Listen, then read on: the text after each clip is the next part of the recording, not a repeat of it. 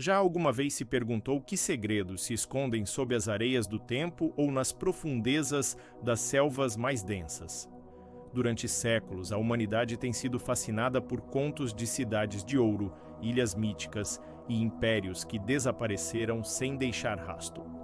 Hoje, vamos embarcar numa jornada épica para desvendar os mistérios de algumas das mais enigmáticas civilizações perdidas da história. Preparem-se para viajar no tempo. Vamos começar com uma lenda que todos conhecem: Atlântida. Mencionada pela primeira vez pelo filósofo grego Platão, Atlântida era descrita como uma potência naval utópica, rica e avançada, localizada para além dos pilares de Hércules. Segundo Platão, esta civilização gloriosa enfureceu os deuses com a sua arrogância e, como castigo, foi engolida pelo mar num único dia e noite de infortúnio. Durante milênios, caçadores de tesouros, historiadores e aventureiros procuraram vestígios desta ilha mítica. Será que era uma alegoria filosófica de Platão sobre a arrogância do poder, ou existiu mesmo um lugar real que inspirou a lenda? Alguns teorizam que a erupção vulcânica que devastou a ilha de Santorini, no mar Egeu, por volta de 1600 a.C., e que dizimou a civilização minoica, pode ser a base histórica do mito. As semelhanças são impressionantes. Uma cultura avançada, dependente do mar, destruída por um cataclismo natural. A busca continua, mas Atlântida permanece, por agora, um mistério cativante, um símbolo do conhecimento perdido. Da Grécia Antiga, saltamos para as selvas da América Central, para o coração do Império Maia. Ao contrário de Atlântida, os maias não são um mito. As suas pirâmides imponentes, como as de Tikal e Chichén Itzá, ainda se erguem majestosamente, testemunhas de uma sociedade incrivelmente sofisticada. Eles desenvolveram a escrita hieroglífica mais avançada do Novo Mundo, criaram calendários de uma precisão astronômica estonteante e dominaram a matemática, incluindo o conceito do número zero. No seu auge, entre 250 e 900 d.C., as suas cidades eram centros vibrantes de comércio, arte e ciência. Então, o que aconteceu? Por que é que no século X estas metrópoles magníficas foram subitamente abandonadas? As teorias são muitas e provavelmente a resposta é uma combinação de fatores. Guerras internas entre cidades-estado, sobrepopulação que esgotou os recursos naturais e períodos de seca severa prolongada parecem ter criado uma tempestade perfeita. Os maias não desapareceram completamente. Os seus descendentes ainda vivem hoje na região, mantendo vivas as suas línguas e tradições. O que se perdeu foi a sua estrutura política centralizada e a vida urbana grandiosa, deixando para trás cidades fantasma que continuam a intrigar-nos. Agora vamos para um lugar ainda mais remoto e isolado, a Ilha de Páscoa, ou Rapa Nui. Este pequeno ponto de terra no meio do Oceano Pacífico é famoso pelas suas estátuas monumentais, os Moai. Quase 900 destas figuras de pedra gigantes, algumas com mais de 10 metros de altura e pesando 80 toneladas, pontilham a paisagem da ilha. Foram esculpidas e transportadas pelo povo Rapa Nui entre os séculos 13 e 16. A grande questão é, como é que uma população pequena, numa ilha com recursos tão limitados, conseguiu realizar um feito de engenharia tão colossal? E mais intrigante ainda, por que é que pararam subitamente? A teoria mais aceite sugere um colapso ecológico. Para transportar os Moai, os ilhéus teriam derrubado a maioria das árvores da ilha, usando-as como rolos. Esta desflorestação massiva levou à erosão do solo, à perda de recursos para construir canoas para pescar e, por fim, à fome e a conflitos internos. A história de Rapa Nui serve como um aviso poderoso sobre a fragilidade dos ecossistemas e as consequências da exploração insustentável dos recursos. É uma civilização que, em certo sentido, se autodestruiu, deixando para trás apenas os olhares silenciosos e enigmáticos dos seus antepassados de pedra. A seguir, viajamos para as terras altas do Peru, onde floresceu a civilização Inca, o maior império da América pré-colombiana. Com uma rede de estradas impressionante que se estendia por milhares de quilômetros, técnicas agrícolas avançadas e uma arquitetura que desafia a lógica, como a de Machu Picchu, os incas eram mestres da organização e da engenharia. No entanto, o seu império, que no seu auge controlava uma vasta região dos Andes, durou pouco mais de um século. A sua queda foi rápida e brutal. Em 1532, o conquistador espanhol Francisco Pizarro chegou com menos de 200 homens.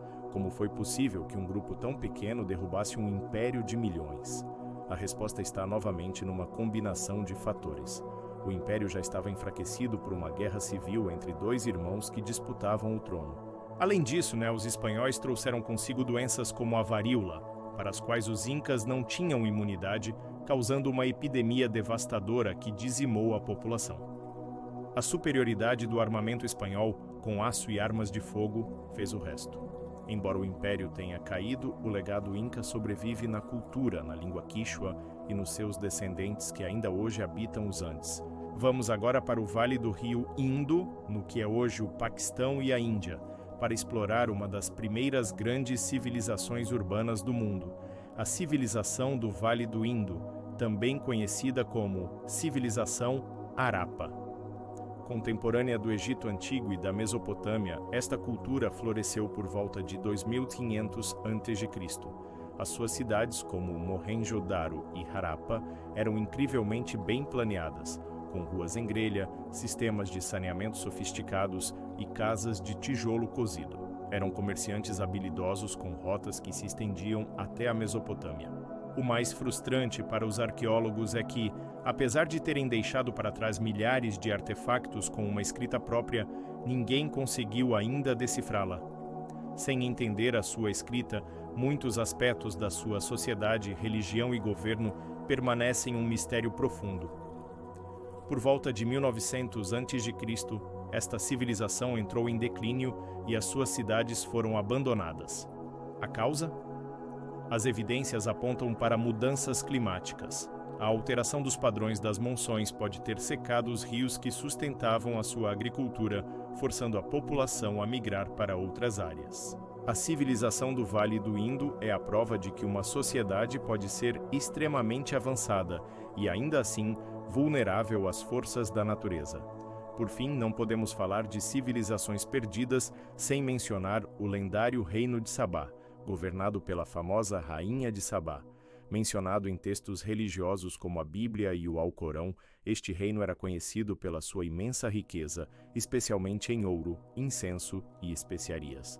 A sua localização exata é debatida, mas a maioria dos historiadores acredita que se situava no que é hoje o Iêmen e a Etiópia. A história da visita da Rainha de Sabá ao rei Salomão em Jerusalém, trazendo consigo presentes magníficos, cimentou a sua reputação como um reino de opulência e sabedoria. Arqueólogos no Iêmen descobriram ruínas de grandes cidades e templos, como o templo de Mahram Bilqis, que muitos acreditam ser o centro do reino. Este império comercial controlava as rotas cruciais do incenso, uma resina aromática tão valiosa quanto o ouro na antiguidade. O seu declínio parece ter sido gradual, possivelmente devido à ascensão do Império Romano, que abriu novas rotas comerciais marítimas, contornando a da Arábia, e a desertificação da região, que tornou a agricultura mais difícil.